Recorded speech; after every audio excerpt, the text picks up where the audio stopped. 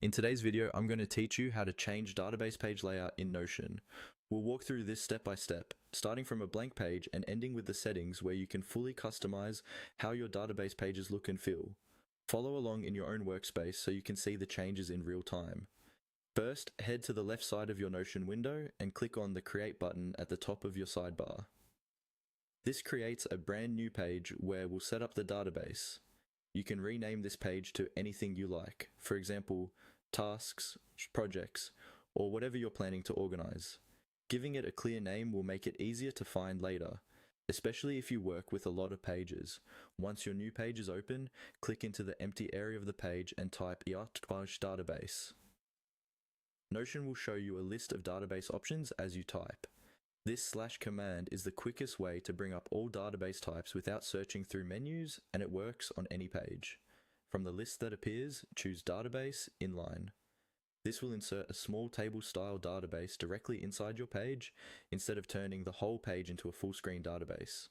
An inline database is great when you want content above or below the database, like notes, instructions, or context for your team. After it's created, you can resize it or move it around the page as needed. Now that your database is in place, look toward the top right corner of the database block. You'll see a small settings or 3-dot icon associated with that database view. Click on this settings icon. This opens controls specific to that database, such as properties, sorting, filtering, and other options that affect how your data is displayed. Inside this menu, look for an option called More Settings and click on it. This expands additional configuration choices that aren't visible in the basic view options.